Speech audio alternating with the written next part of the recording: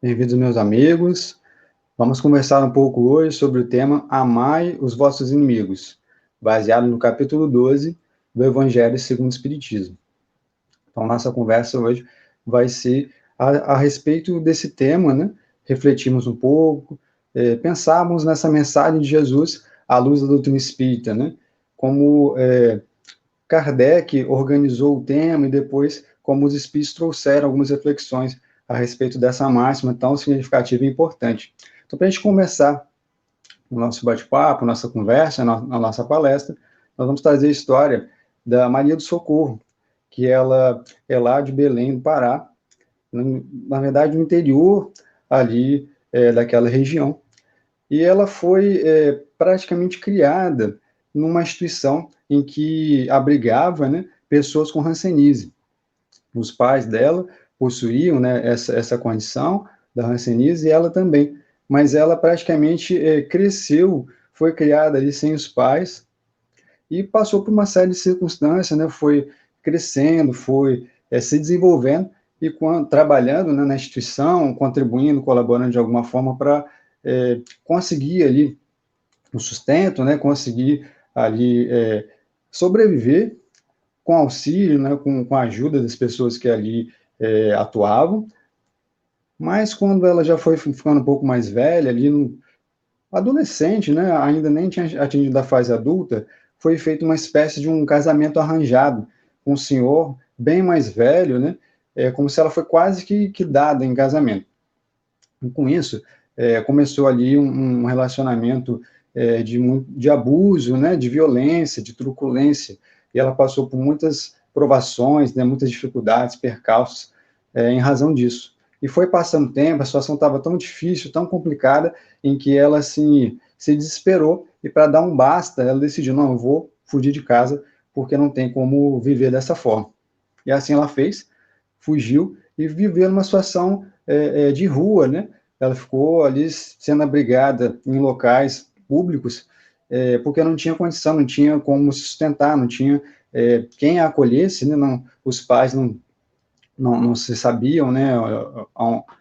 Onde que eles estavam, e com isso ela passou por outras dificuldades, né? Outros percalços, outros obstáculos, e conheceu muitas pessoas que estavam naquela situação de rua também.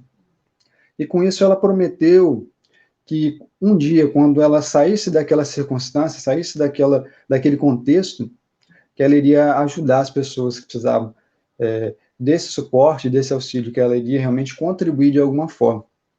E assim foi passando o tempo, né? Ela conseguiu sair daquela realidade e realmente assim ela fez, né? Cumpriu a promessa.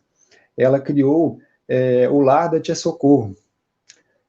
Na verdade, ela abriu as portas da casa dela para abrigar, para acolher jovens numa situação de gravidez não planejada, que não tinham, né, suporte familiar, que não tinham, muitas vezes o pai, né, da criança abandonava, tanto a criança, né, dando aquele apoio necessário, né, que é a responsabilidade do pai e da mãe que possuem. Então, ela acolhia, ela dava um suporte de a pessoa ficava lá realmente, né, como se fosse uma moradia, um abrigo, literalmente, e ela foi fazendo, né, com base de doações, com base em auxílio, em ajuda, né, de pessoas conhecidas, e pedia a contribuição de quem pudesse colaborar, e com isso foi ampliando. Depois ela começou também a abrigar pessoas idosas, né, que não tinham um suporte da família, que não tinham alguém que as auxiliasse, né, e foi ampliando, foi assim, fazendo o melhor que ela podia. E chegou essa história tão bonita, né, de um amor sincero, de um amor sem qualquer intenção de conseguir algo em troca, ficou conhecida e um programa de TV quis contar a história da Tia Socorro, da Maria do Socorro. E com isso, foi dada a oportunidade para ela, né, de continuar com esse trabalho, né, foi assim, doações, o local assim mais adequado, né, com uma estrutura melhor física, uma estrutura assim mais especializada, né, que atendia melhor as necessidades das pessoas que estavam ali sendo alocadas, né, recebendo um auxílio, recebendo um abrigo. e perguntava para ela: tia Socorro, qual que é o sonho da senhora?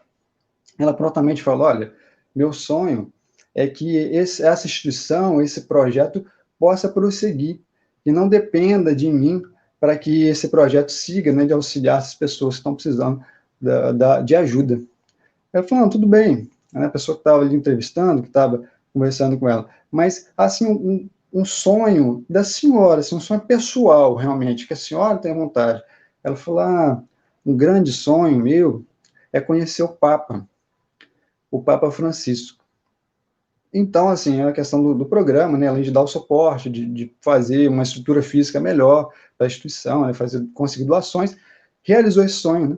E a tia Socorro, já uma senhora, muito simples, coração enorme, conseguiu ir até o Vaticano e conhecer pessoalmente o Papa. E é muito interessante que, apesar de todas as dores, de todas as mágoas, de todas as questões que ela passou, dificuldades, ela falava, né, que não guardava rancor, que não desejava mal para aquelas pessoas que de alguma forma, né, fizeram com que ela sofresse. E na simplicidade dela, ela escolhe, né, conhecer o Papa Francisco como um grande sonho. Então a gente queria trazer essa reflexão inicial para tratar desse tema: amai os vossos inimigos, para a gente estar refletindo junto sobre essa máxima tão importante, tão significativa. Então, trazemos uma frase da tia Socorro, que ela diz o seguinte: eu sonhava em tirar as crianças da rua. Era um sonho incansável, né? Um sonho que ela realmente buscava dia a dia. Então, ela poderia, sim, ter transformado toda a dor, toda a dificuldade, todo o sofrimento em rancor, em ódio, em algo negativo para as outras pessoas e para qualquer outro, né, que convivesse com ela. Mas ela conseguiu, nessa circunstância tão complicada e tão difícil, ela conseguiu perceber a força e a importância do amor. E é isso que a gente vai conversar um pouquinho. Então, qual seria o motivo para Jesus falar isso, né? Amai os vossos inimigos. Qual seria esse motivo? Aí a gente questiona, não seria suficiente dizer amai o próximo como a si mesmo? Por que será que Jesus decidiu transmitir essa mensagem, né? A gente tem que lembrar do contexto da época em que Jesus vivia, do contexto em que se passava essa mensagem, né, essa lição. Temos que colocar que havia muita vaidade, que havia uma segregação assim clara, né, uma separação, né, de identificar com o próximo. Quem é teu próximo, né?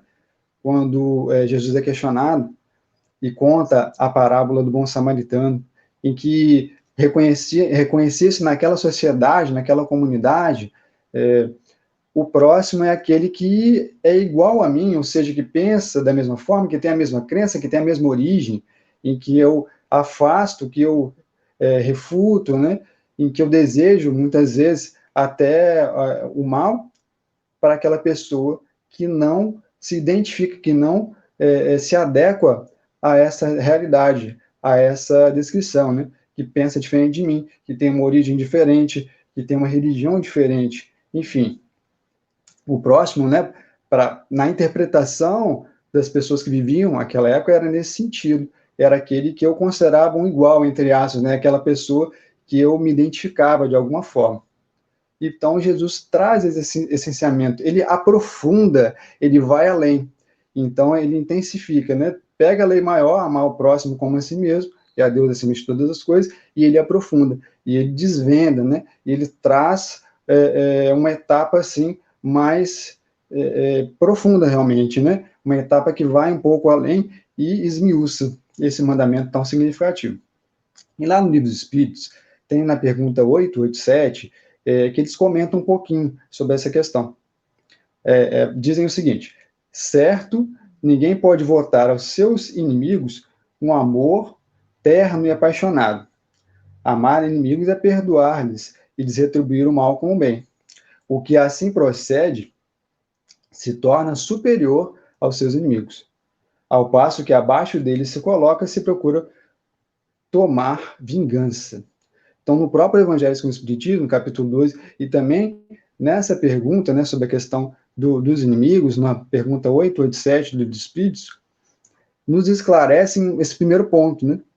Nos esclarecem que um primeiro passo, né, que deve ser dado, um início, o princípio, é não desejar o mal, é não direcionar a nossa energia, a nossa vibração, desejando algo negativo, buscando prejudicar de alguma forma, ainda que em vibração, em pensamento, em sentimento.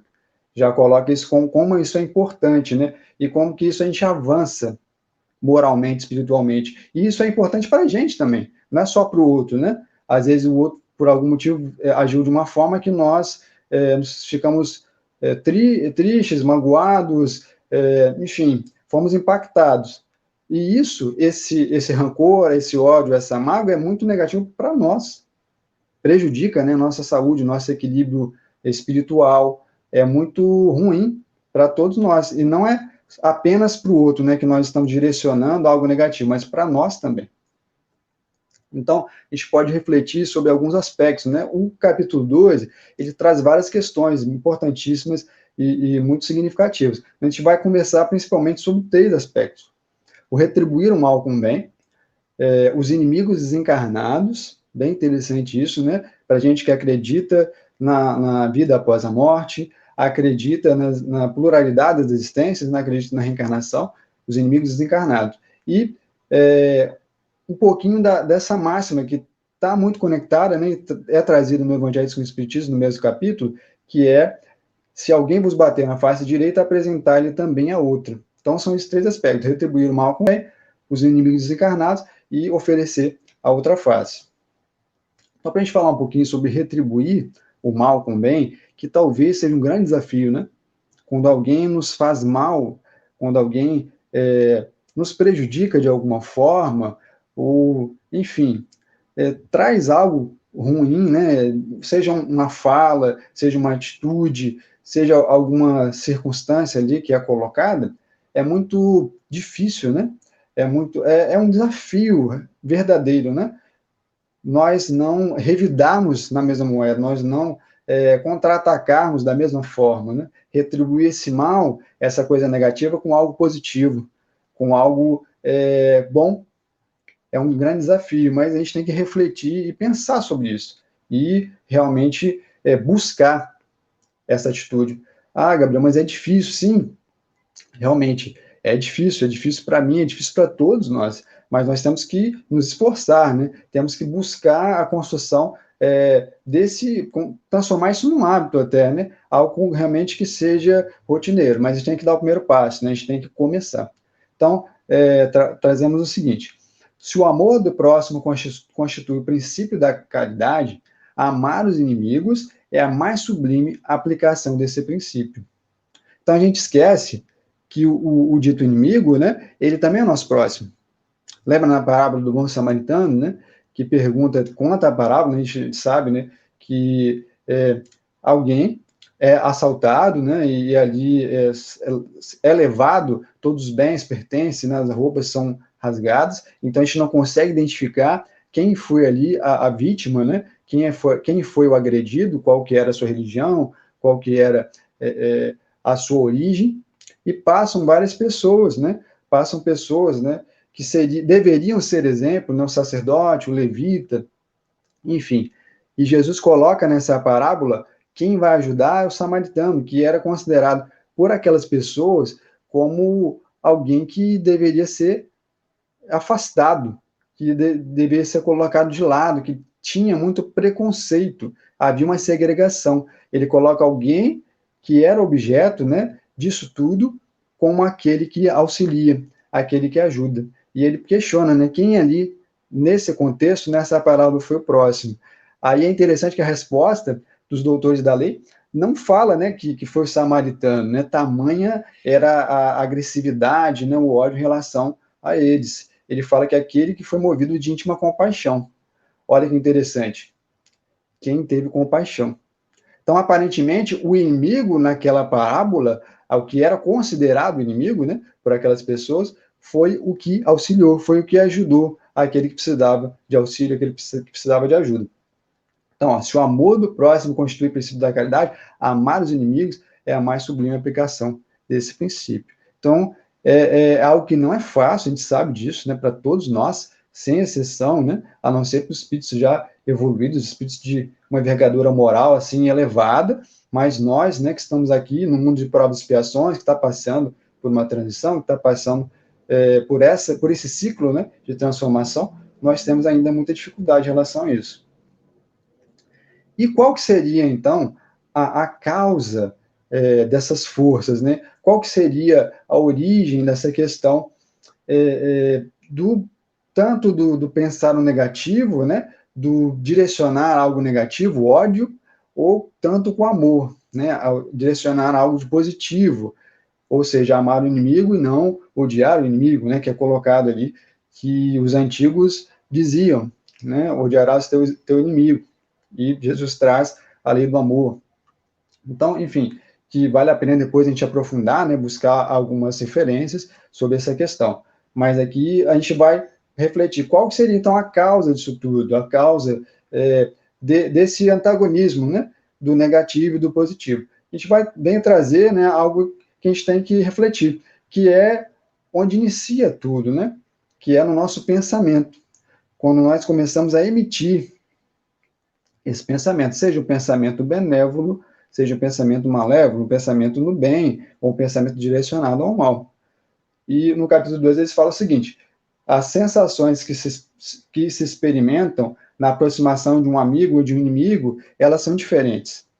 Não dá para a gente ter o mesmo pensamento, ter o mesmo sentimento quando a gente está com um amigo, ou quando está com um inimigo, né, um desafeto, alguém que a gente não tem uma afinidade, ou enfim, que a gente não bate ali, né, a nossa forma de pensar, a nossa postura, né, o considerado inimigo. Então, não dá para a gente tratar da mesma forma, porque a gente não tem essa condição ainda, a gente não tem essa potencialidade ainda, como tinha Jesus, né, espírito puro, espírito perfeito, que passou aqui pela Terra. Jesus, para ele, era muito diferente, né, pela condição em que ele já se encontrava. Então, os espíritos colocam isso, que eles não estão falando, né, Jesus não falou nessa mensagem para a gente tratar da mesma forma, para a gente agradar, para a gente tratar da mesma maneira quem é amigo de quem é inimigo. E ele mesmo, né, em várias circunstâncias, ele se cala. E quando ele é, por exemplo, levado a Pilatos, ele não fica ali agradando, não fica ali nesse sentido. Ele apenas respeita a autoridade, reconhece e se recolhe, né, e fica em oração. E então é muito nesse sentido de não desejar o mal, de não se pensar algo negativo, de quem sabe, né, iniciar por uma oração, por uma prece, em prol daquela pessoa que, por algum motivo, a gente tem uma desavença, a gente tem algo a reconciliar, por exemplo. Então, a gente tem que refletir sobre isso, né? Como que a nossa postura em relação àquela pessoa que nós temos essa divergência, ou temos esse sentimento negativo, né, o considerado inimigo. Então, o que significa amar o inimigo? Os espíritos colocam: abster-se, quer por palavras, quer por atos, de tudo que possa prejudicar. Abster-se, né? Ou seja, eu tenho a vontade, eu tenho ímpeto, né?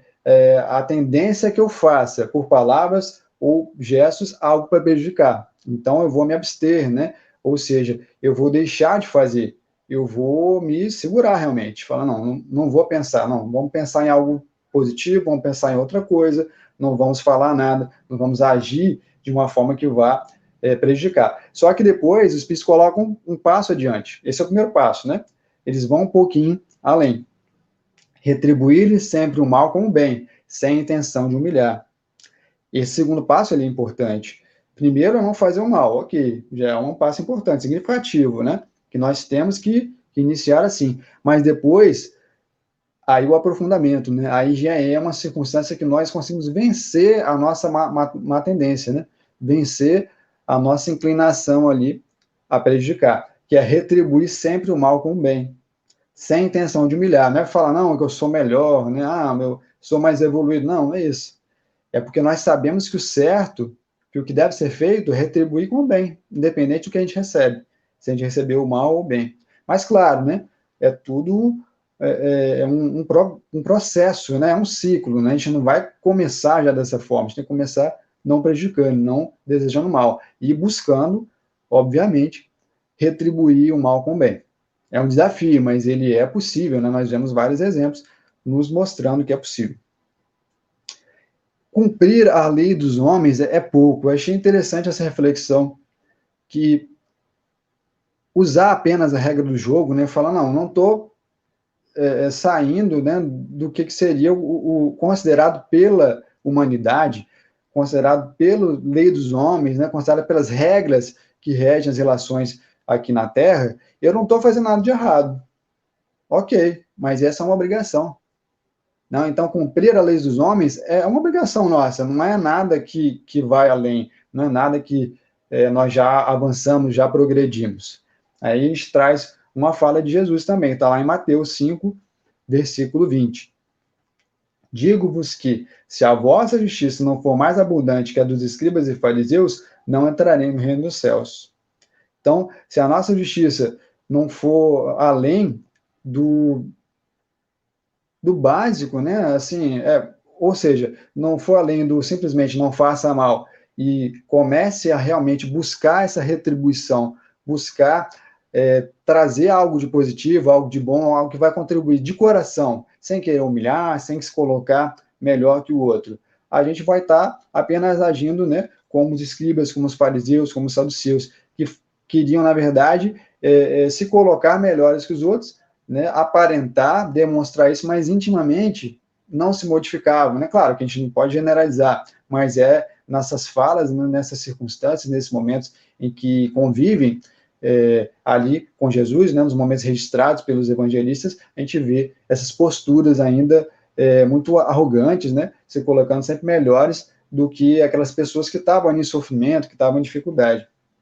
A gente queria trazer, então, alguns exemplos dessa questão, né, para a gente avançar, para a gente aprofundar, tanto nessa questão do amar os nossos inimigos, né, quanto no próprio retribuir o mal com o bem. Né, de a gente ir além, né, não apenas cumprir a lei dos homens, a gente avançar, a gente aprofundar um pouco mais. Então, a gente trouxe um exemplo do Guilherme Murray, que é um brasileiro, né, na época ele tinha se não me engano, acho que era 14 ou 15 anos, ele estava participando de uma competição internacional de esgrima, né? Aquela luta ali com espada, e chegou num determinado momento do campeonato em que foi marcado um ponto para ele, quando na verdade ele não tinha realizado ali o ponto, né? Conseguido, conquistado aquele ponto. Tinha sido o contrário, tinha sido o adversário dele que havia conquistado, só que o mecanismo, né, que marca ali na hora o árbitro, ele acabou dando ponto para o adversário dele. Aí ele falou, não, peraí, tá errado, na verdade foi ele que ganhou o ponto, não é meu. Então, com isso, a luta acabou e ele perdeu, né, o Guilherme Moura perdeu porque ele reconheceu, falou, não, realmente o meu adversário ganhou, vocês marcaram errado. Tudo bem, para ele, tranquilo, né, fez o que ele achou correto, ou seja, ele foi além, né, pela regra, ele não precisava fazer isso. Se ele fosse, não, estou seguindo a regra, eu não estou fugindo da regra, eu apenas fiquei na minha, né? Fiquei quieto. O juiz marcou errado, não tem nada com isso, né? Essa postura de apenas ser passivo e de seguir a regra, que é importante, seguir a regra é importante, mas a gente tem que dar um passo além, né? A gente tem que avançar. E, para a surpresa do Guilherme, ele foi notícia assim no mundo todo e falar assim, olha, pode ser porque se não me engano, no Pan-Americano, né, os Jogos Pan-Americanos. Falou, pode ser porque vocês não estão acostumados, né, com essa questão da esgrima, mas isso é muito comum. Então, na simplicidade dele, ele falou, olha, eu não fiz nada demais, eu apenas reconheci, né, um erro ali do árbitro e fiz a minha parte, fiz o que era certo. Mas ele não foi o único, eu achei uma história semelhante, mas em outro contexto, né, porque vocês podem falar, mas o Guilherme, ele era jovem, né, tinha 14, 15 anos, de repente, se fosse um adulto, não faria o mesmo.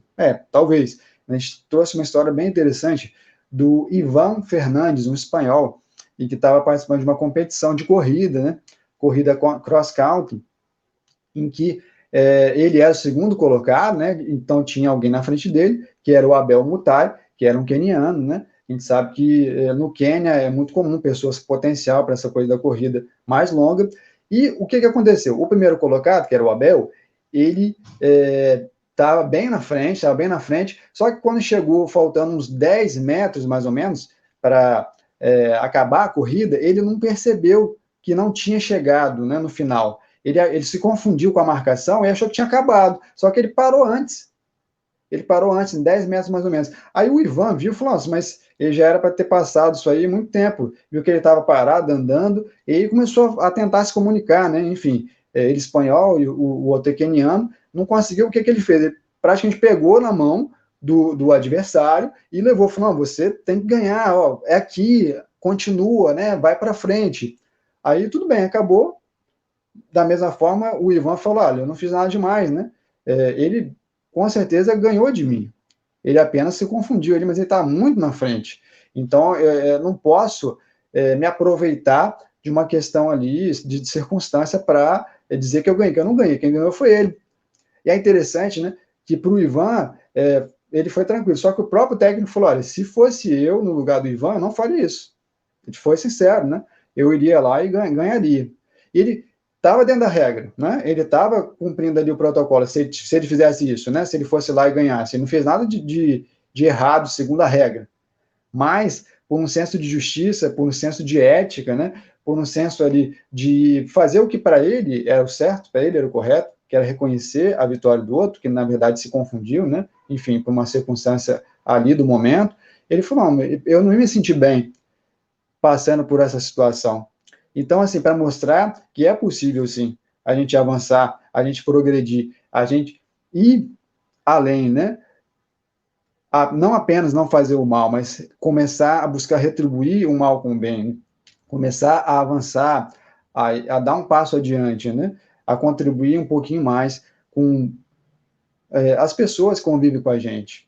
Fazendo a nossa parte, mas, Gabriel, mas o outro não vai fazer. Mas isso a gente não pode controlar, né?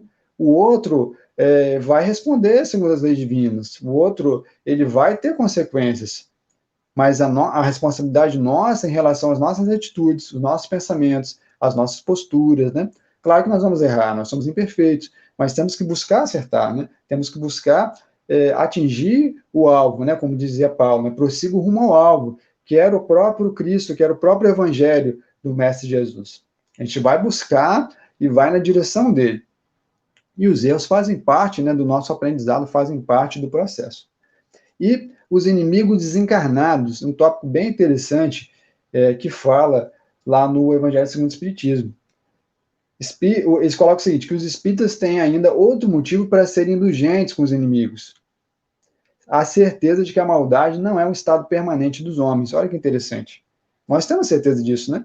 Nós temos certeza que nós vamos chegar à perfeição, todos nós, de forma assim, categórica. Então, se nós temos certeza que essa maldade ela é temporária, ela é momentânea, né? Pode durar uma, duas, três, enfim, pode durar algumas encarnações, mas ela é temporária, né? Ela não vai permanecer. E eles falam o seguinte, se não existissem espíritos maus na Terra, no orbe, não existiriam desencarnados ao seu redor. Então, olha a responsabilidade nossa, né? De estar atraindo esses espíritos com essa vibração ainda, com essa sintonia negativa. A responsabilidade é nossa, né? Que está emanando essas energias, essas vibrações daqui do plano, né? Através de nós encarnados. E para a gente refletir também sobre um outro aspecto, né? Se alguém vos bater na face direita, apresentar-lhe também a outra, né? Apresentar a esquerda, vamos trazer uma história que eu acho que retrata bem, né? Essa questão que está intimamente ligada ao amar os vossos inimigos.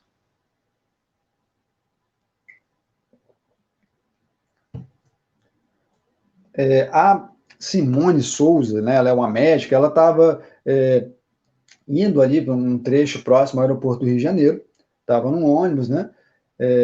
Para chegar a esse destino, ali no aeroporto, e de repente o ônibus foi alvo de um assalto, né?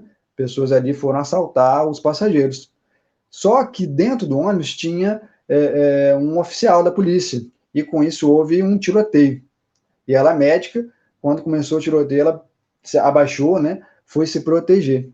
E logo depois, ali um dos assaltantes, né? Foi atingido por um tiro. E com isso, ela já tinha, né, se protegido, já tinha se afastado. Quando ela percebeu, né, que aquela pessoa, né, aquela pessoa que estava cometendo o crime, estava numa situação, estava vivo ainda, mas estava em situação delicada, ela não pensou duas vezes. Ela se direcionou para ele, pediu emprestado uma luva ali de alguém que possuía, né, acho que alguém que era da área da saúde, falou, ó, liga para o bombeiro agora, porque senão ele pode não sobreviver, e fez ali os primeiros socorros, né, ela deu o primeiro atendimento. Depois perguntaram para ela, nossa, mas como é que você conseguiu, né? Você estava sendo ali vítima de um assalto, ele estava te prejudicando, ele estava fazendo algo, né, ruim, você podia ter morrido, né? Esse tiro poderia ter te atingido. Como você foi fazer esse atendimento, foi contribuir, né? Olha o que ela falou. Foi por dever de médica de ser humano. Quando percebi que estava vivo, que o assaltante estava vivo, né, pedi para o policial me emprestar a luva e para ligar para os bombeiros, que chegaram logo. Ele estava com vida ainda, e onde tem vida, a medicina tem que atuar, né?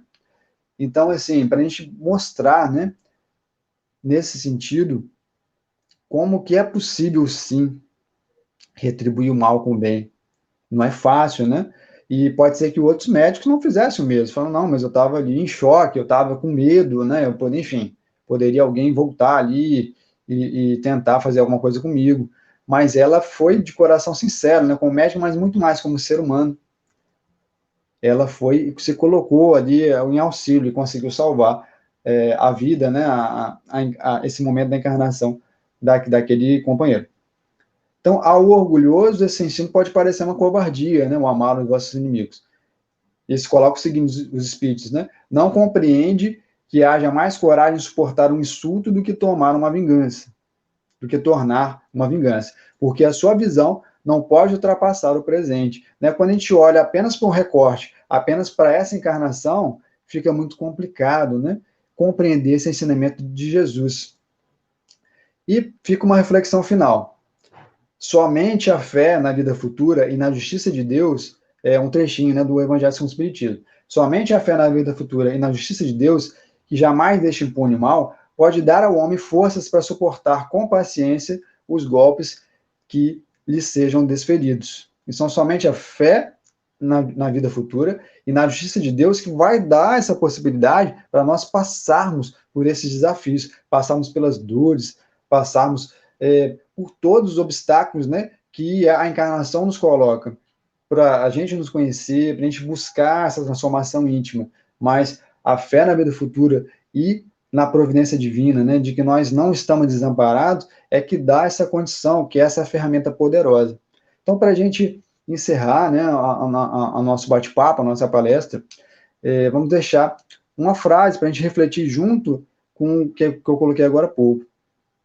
Se a gente for olhar, e vamos imaginar que a gente olha para um cacto, né, para aquela planta que é cheia de espinhos, né, talvez se você for se aproximar, for encostar, você vai se machucar, você vai ter ali, né, vai ser perfurado ali, vão ser perfuradas suas mãos, porque tem muitos espinhos, né, e na nossa vida nós convivemos, né, e somos atingidos por alguns espinhos, mas desse cacto também nascem flores. Então, aquele que muitas vezes nós enxergamos e vislumbramos como inimigo, ele também tem virtudes, ele tem potencialidades. E muitas vezes nós mesmos temos inimigos dentro da gente, que é o egoísmo, que é o orgulho, que são as nossas más tendências. E temos que acolher para transformar isso em potencialidade, né? Para iluminar essa sombra e dar oportunidade de florescer. Então, que a gente possa recordar, né, nessa lição de amar os vossos inimigos, que até mesmo dos cactos nascem flores, e recordar que sempre há oportunidade de retribuir o mal com o bem. E o início necessário e essencial é não desejar, é não fazer mal àquele que faça mal para nós, porque isso também vai prejudicar o nosso íntimo, o nosso equilíbrio, a nossa harmonia interior. Então, obrigado pela oportunidade, pela conversa, que nós possamos levar essa mensagem para o nosso cotidiano, para o nosso dia a dia. Sigamos em paz.